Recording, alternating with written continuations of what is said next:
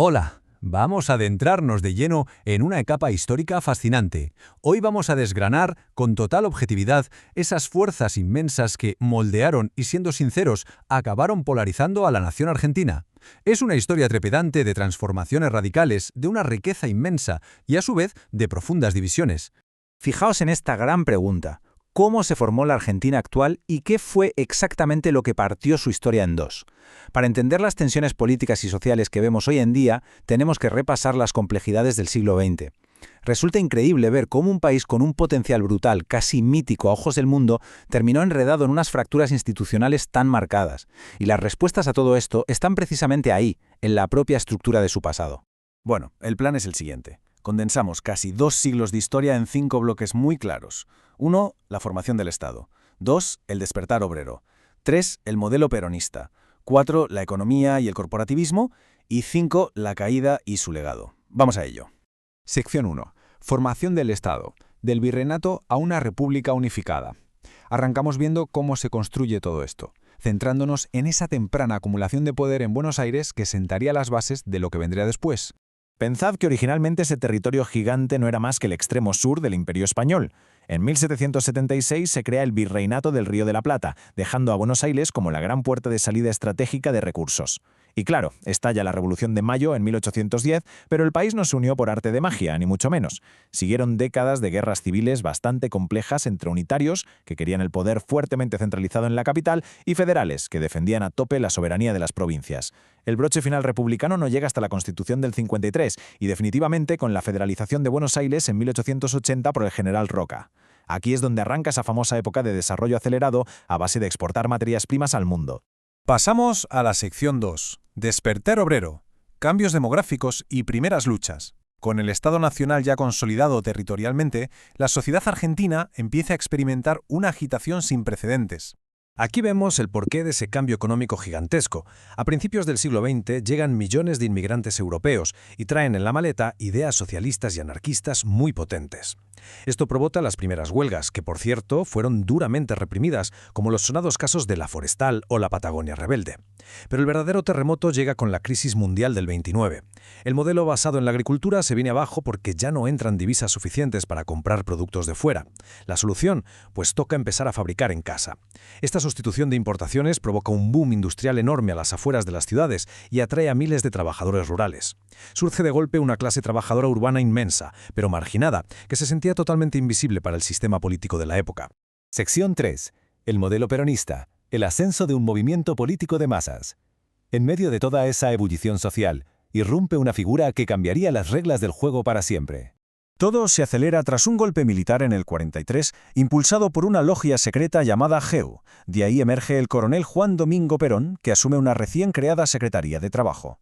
Perón captó al instante el peso enorme de esta nueva clase obrera.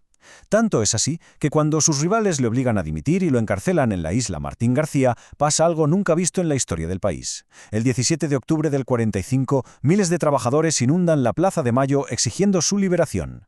Ya en la presidencia, monta una red de seguridad social sin precedentes. Se instalan las vacaciones pagadas, el famoso aguinaldo, el innovador estatuto del peón rural, montones de viviendas y escuelas públicas y, ojo, el sufragio femenino aprobado en el 47, sumado a la ayuda directa de la Fundación Eva Perón. Analizándolo estrictamente como hecho histórico, estas medidas dieron una dignidad tremenda y un poder real a sectores que hasta entonces vivían en la más absoluta precariedad. Y resulta imposible entender la fuerza de este movimiento sin su figura más magnética. Eva Perón logró conectar emocionalmente con las masas a un nivel raramente visto en la historia mundial. Ella cambió esa idea clásica de caridad por un concepto de justicia social directa, levantando hospitales y hogares a un ritmo de vértigo. Esa conexión tan intensa queda clarísima en su famosísimo y desgarrador discurso del 51.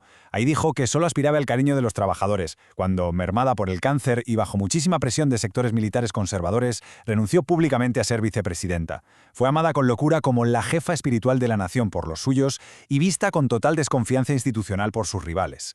Vamos a la sección 4. Economía y corporativismo. Los mecanismos del poder estatal. Manteniendo nuestra visión estrictamente neutral, nos toca ver cuáles fueron los mecanismos económicos exactos que pagaron ese estado de bienestar. El gran motor de toda esta maquinaria fue el IAPI. Básicamente, el gobierno montó un monopolio enorme del comercio exterior. La jugada era esta. El Estado le compraba el grano y la carne a los productores locales a un precio fijo. Luego lo vendía carísimo a una Europa hambrienta y devastada tras la Segunda Guerra Mundial. Esa enorme ganancia iba directa a sostener la industria ligera nacional y el gasto social. Fue un trasvase de riqueza monumental del campo a la ciudad. Ahora bien, las críticas son muy contundentes. Dicen que esta intervención quitó incentivos al sector agrícola y se fundió imprudentemente los ahorros históricos que tenía el país. Y los datos nos muestran un contraste tremendo en muy poco tiempo. En el 45, Argentina ostentaba un superávit comercial envidiable. Pero para el 48, solo 3 años después, estaban en números rojos. Analizándolo desde una perspectiva económica, querer levantar una industria de consumo tan rápido chocó con un muro. Las fábricas locales necesitaban maquinaria y materiales que solo se podían comprar fuera y que costaban una fortuna. Las fuentes nos dejan un dato súper curioso. Llegaron a fabricar un coche nacional cuyo motor tenía similitudes asombrosas con el de una lavadora. Al final, lo que sacaban de exportar no cubría el coste enorme de importar todos esos materiales, lo que acabó desencadenando estancamiento y una inflación altísima. Para manejar este delicadísimo ecosistema económico se usó un marco político muy concreto, el corporativismo. Esta teoría, que venía pisando fuerte en Europa en aquella época, dice que la sociedad no trata con el gobierno a nivel individual, sino a través de grandes agrupaciones organizadas y mediadas por el Estado. En Argentina, la joya de la corona de esta idea fue la Ley de Asociaciones Sindicales. Esta ley obligaba a que legalmente solo existiera un único sindicato oficial por sector de actividad, siendo este el único con capacidad de negociar y convocar huelgas. La clave de todo esto es entender que hay dos visiones totalmente opuestas del sistema. Por un lado, los defensores te dirán que esta unificación acabó con la fragmentación de los trabajadores, creando sindicatos enormes que negociaban de tú a tú con los empresarios, logrando derechos indiscutibles. Pero por otro lado, las críticas son feroces. Lo ven como un peligroso monopolio del Estado, argumentando que forzaba a los empleadores a retener cuotas, aplastaba la disidencia al no permitir competencia y en el fondo convertía el entorno laboral en una máquina de adoctrinamiento político sin ningún tipo de freno. Entramos en la recta final. Sección 5. La caída y el legado. El péndulo oscila. A medida que la economía apretaba, la tensión institucional empezó a resquebrajarse en un clima de polarización total. Y la situación escaló hacia la tragedia a una velocidad pasmosa. En el 52 muere Evita con solo 33 años, dejando un vacío inmenso y un país sumido en un duelo sin precedentes. A la par de la crisis económica, el gobierno toma derivas de tinte autoritario, cerrando medios de comunicación y deteniendo a líderes opositores. En el 54 explota un conflicto frontal contra la Iglesia Católica, un antiguo aliado. Y todo llega a su punto más oscuro el 16 de junio del 55, cuando aviones de la Marina bombardean por sorpresa la Plaza de Mayo en pleno día, dejando cientos de civiles muertos. 3 meses más tarde, tras choques violentísimos, un golpe de Estado definitivo fuerza la caída y el largo exilio de Juan Domingo Perón. Llegados a este punto, tenemos que hacer balance de este gigantesco impacto histórico y hacerlo de forma imparcial. A un lado de la balanza tenemos la luz, esa apertura innegable para la participación de las masas, el voto femenino y unos derechos laborales que cambiaron la identidad argentina para siempre. Y al otro lado se alza la sombra, las pruebas de un modelo económico tan intervencionista que devoró sus propios recursos creando ineficiencias sistémicas, sumado a una forma de gobernar que, al saltarse los límites institucionales, alimentó una polarización y un resentimiento extremos.